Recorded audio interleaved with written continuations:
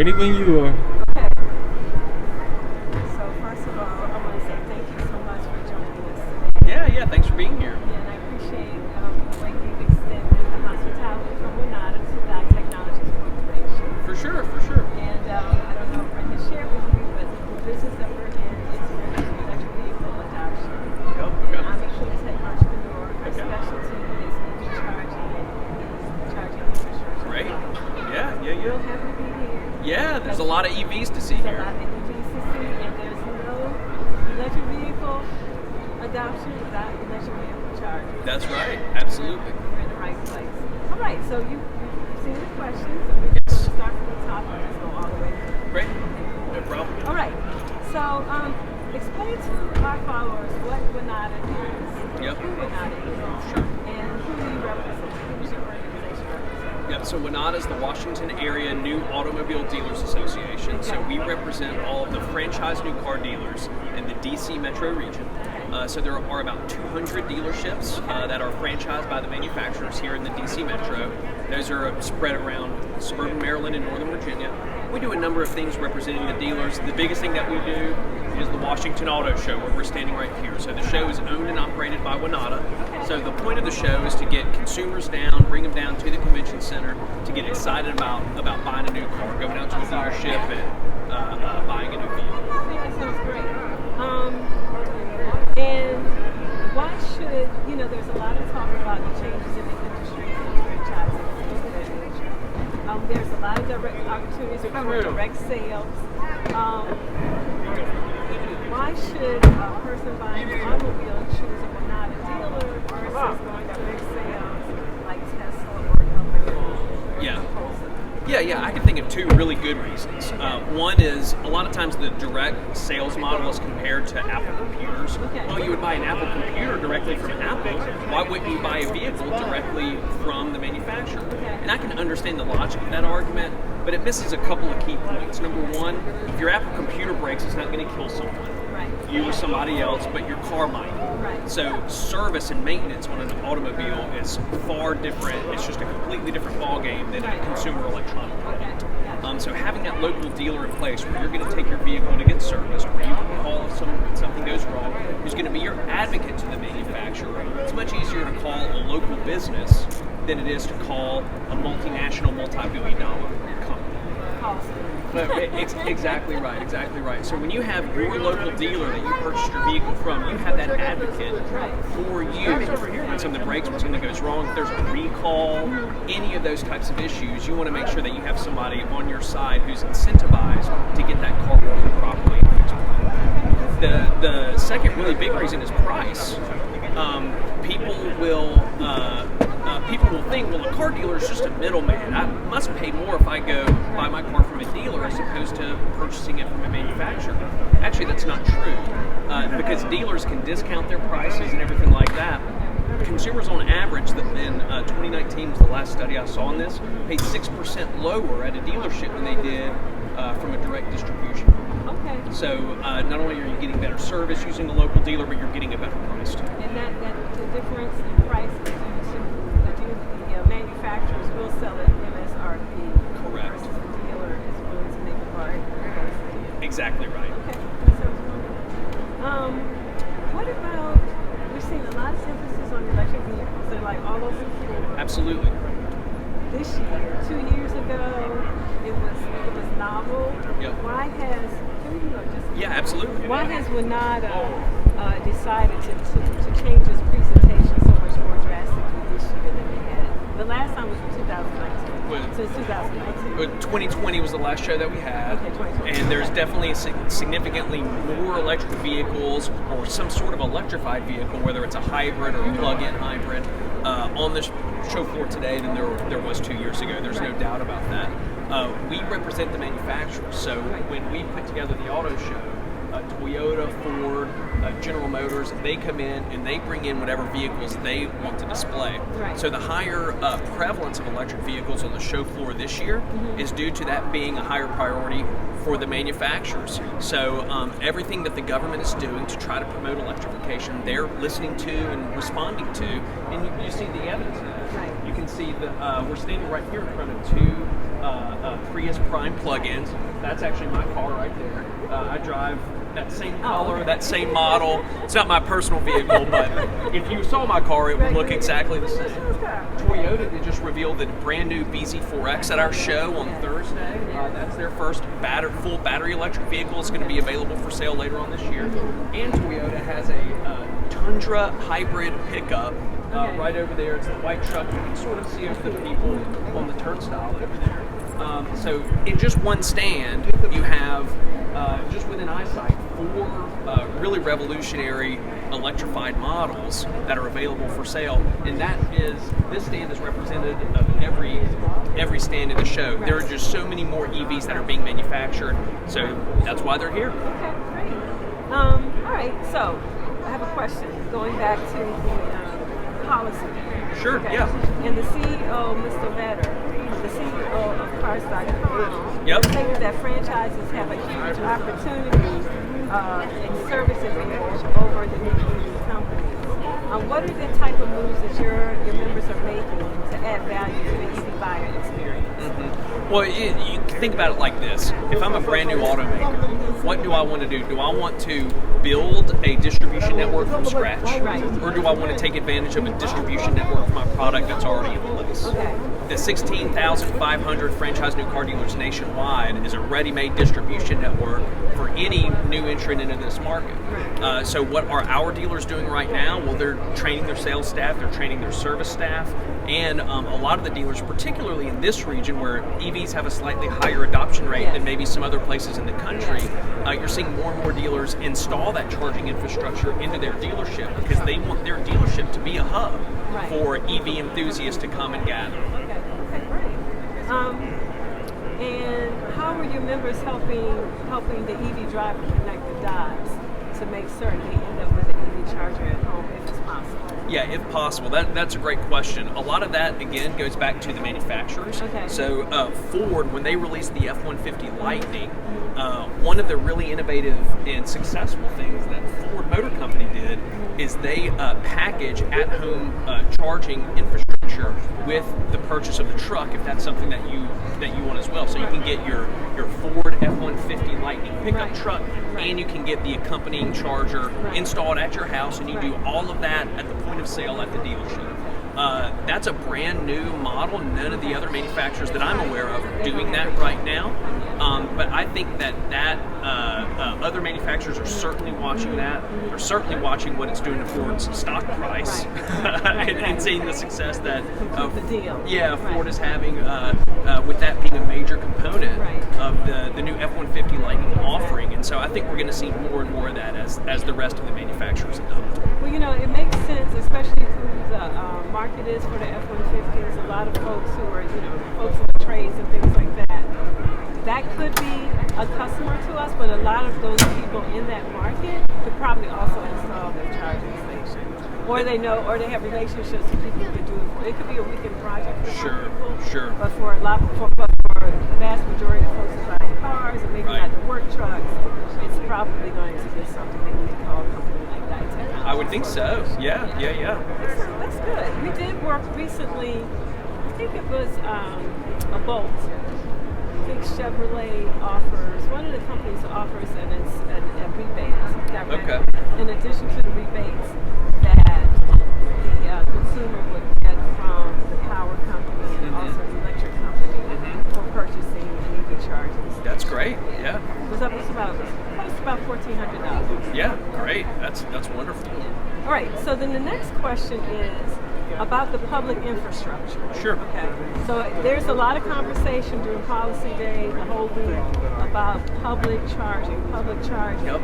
It's at least 8 to 10 years away, right? Okay. And me personally, being in this space and the type of business that we're growing here at DaiTechnologies Corporation, we think that's a dud for the average person who's going to buy an electric vehicle. And the reason is because they want the whole experience of not having to go to Costco. Right.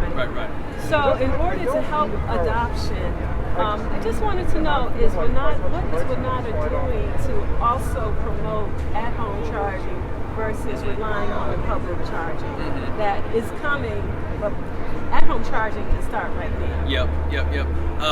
Our experience is that most customers, when they think about at-home charging, they're primarily thinking about just plugging their car into a regular, 20-volt AC outlet like they may have. A lot of them haven't really thought through the fact that they may want to do more than plug their car overnight, that they may want to have more capabilities than that. Right. So I think messaging out to the customer base so that they can understand what all their options are is really important. We have a few different partners who do that sort of thing. For example, we're members of the Greater Washington Region Clean Cities Coalition, so that's something that they do. Okay. Also, all of the manufacturers, even if they don't have a program as robust as what Ford has implemented with the F-150 Lightning, they do have salesperson training, so they are making sure that their salespeople are equipped with all of the latest information and knowledge, so that when an EV buyer or an EV interested buyer walks through the showroom doors, they can get all of their questions answered. Well, that's great. We are also, DaiTechnologies is also a certified member of chimed. Oh, and great. a number of the manufacturers use that as a referral system. Oh, sure. Use that referral program. We like it as a business, but I guess because it's such an intimate experience when you're doing the installations, you're in the person's home, you're in their business. Right. And I think something that could be added to that nice little touch, if there was a person or a business that they could reach out to. Yeah, absolutely. Okay, so then, here's one question. You said that you work with Greater Washington Region Clean Cities Coalition. Is there another organization that you guys work with to help buyers connect the dots around EV adoption? Several of the local utilities have programs like that as well. For example, Pepco EV Smart. They're here at the Washington Auto Show today. We have an electric vehicle ride and drive on the street, so that anybody that is here at the show and they want to see what an EV is all about, maybe they've never driven one or never ridden in one, they can go ride in a Polestar, a Jeep Wrangler 4xe. We've got a Hyundai Ioniq 5, Toyota RAV4 Prime. And Nissan Leaf. So we've got a bunch of great vehicles for them to try on the street if they want to. And then they're getting connected with Pepco EV Smart's system so that they can learn about all of the opportunities that are available to them at their home if they happen to be a Pepco Pepco customer. Okay, that's great. Well, one of the trucks that's a nominee for our company is the Wrangler 4xe. Well, it's right down there. You can try it. They've got at least one back in the Stellantis stand, and they also have a brand new Grand Cherokee 4xe and the highest trim level that is just awesome back there. So you definitely want to go check that out. I didn't know. Okay, that slipped by us. We didn't know that the Grand Cherokee was a hybrid. They have a 4xe model in the Grand Cherokee now as well. It's going to be available for sale, I think, in 5 or 6 months. Things are changing. That's right. They're looking good. That's right. Okay. So this is a question about the buyer experience in the showroom. Okay. We know that most people that buy EVs now, because that's what makes sure they've already shopped for the car. They pretty much know which vehicle they want, why they want it. They've got everything worked out. They just aren't sure which dealer they're going to buy the car from because of building the trust. They're in this new technology. They want to feel very, very comfortable with the deal. Okay. How are your members changing the way that buyer experience happens for EV drivers? Yeah. A couple of things about that. I'll say first of all that there's a narrative in some strains of media that dealers are anti-EV. We've seen articles written like that. And that's just simply not true. A car dealer, more than anything, wants to sell you a car. Exactly. They don't care if you want an internal combustion engine or a hybrid or a full EV. They want to sell you whatever you want to buy. So really what the car dealers are interested in selling is more about what the customers want to buy than it is some fanatical adherence to one political party or thinking, oh, well, I'm not going to get as much service on electric vehicles, so I don't want to sell those. All of that is preposterous. Car dealers want to sell what customers want. Currently nationwide EVs are about 2% of the market. Here in our region, the DC metro region, it's just under 4%. In California, it's about 4%. So a little bit more EV penetration here than elsewhere. But still, you're only talking about 4% of the market. Okay. So the vast preponderance of the vehicles that are being transacted right now are either traditional internal combustion engines or there's some form of hybrid. The full battery electrics still have a little way to go. Now, that being said, the dealers still want to sell you what you want to buy. So when I called a local dealer when my previous Prius broke down, and I said, hey, I want to buy a Prius Prime plug-in. I want to take the step from my hybrid to my new plug-in, which I have now. I have that car right there, like I said. He said, great, let me find one for you. He found one. He had it all cleaned up waiting at the dealership for me. I went and I showed up at the dealership. I gave it a test drive. I loved it. And I was out of the store in a couple hours, once we did the paperwork. So it's great. So they've really streamlined the purchasing process. Dealers will find their customers whatever they want, just like they did for me. And all of my questions were answered. I was sent home with all of the information that I needed to know what I needed to do to charge it at home or to charge it at work. And the whole experience was great. Now I have a question for you. Do you have a home charger or are you plugging it into the wall? I'm plugging it into the wall. Really? So with the Prius Prime, you're only getting about 30 miles of pure battery mode mileage. So for me, that takes about 2 hours to charge on a regular 120 volt. Regular 120 volt outlet. So if I had, and I'll tell you, range anxiety is a big deal for me. It's a big deal for everybody. I'm the guy that when my cell phone gets below 70% battery, I'm like, I gotta find a charger. I gotta find a charger. So for me, having that internal combustion backup is great. Plus, since it's the hybrid, I'm still getting 45 miles to the gallon. I don't feel like I'm doing anything harmful to the environment. But I can get my first 30 miles in about 2 hours just by plugging into a regular 120.